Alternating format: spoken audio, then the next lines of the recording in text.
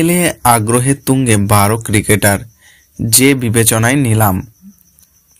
Indian premier league IPL-এ অষ্টাদশ আসরে নিলাম শুরুর আর বাকি 3 দিন।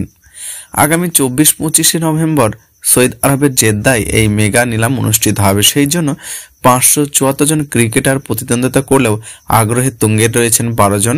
নিলামের শুরুতেই তাদের নাম তোলা হবে, আর তাকে বলা হচ্ছে মার্কি খেলোয়াড়দের তালিকা। নিলামের সবচেয়ে কাঙ্ক্ষিত খেলোয়াড়দের এই তালিকায় করা হয়েছে দলগুলোর আগ্রহের ভিত্তিতে। মার্কি খেলোয়াড় বলা হয় তাদের। এবারে নিলামে মার্কি খেলোয়াড়দের 2টি সেট করা হয়েছে, প্রতি সেটে থাকছেন 6 জন খেলোয়াড়। এই তালিকায় মোট 12 জন ক্রিকেটার আছেন, যারা শুরুতেই থাকছে গত আসরে অধিনায়কত্ব করার এবার ফ্র্যাঞ্চাইজিগুলো ডিটেনশন না থাকা ভারতীয় 3 ক্রিকেটার। আসন্ন মরশুমে শ্রেয়াস আয়ার, ঋষভ পান্ত, লোকেশ রাহুলকে নিশ্চিতভাবে IPL-এর বিভিন্ন ফ্র্যাঞ্চাইজিতে দেখা যাবে।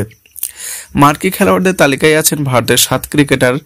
আয়ার, পান্ত, রাহুল ছাড়াও সেখানে থাকা ক্রিকেটার হচ্ছেন আশদীপ সিং, যুবেন্দ্র চাহাল, মোহাম্মদ শামি, মোহাম্মদ সিরাজ।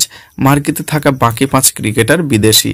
এর মধ্যে রয়েছেন অস্ট্রেলিয়ার মিচেল স্টার্ক, যিনি গত বছর IPL-এর ইতিহাস সর্বোচ্চ দামে 24.50 কোটি রুপিতে বিক্রি রেকর্ড গড়েছিলেন। এছাড়া আগ্রহের আছেন ইংল্যান্ডের অধিনায়ক জস বাটলার ও অলরাউন্ডার লিয়াম লিভিংস্টোন, দক্ষিণ আফ্রিকার হিটার ব্যাটার ডেভিড মিলার ও পেসার কাসিগো রাবাদা। 2018 IPL নিলামে 2 সেটে মার্কি ক্রিকেটের তালিকা করা হয়েছিল।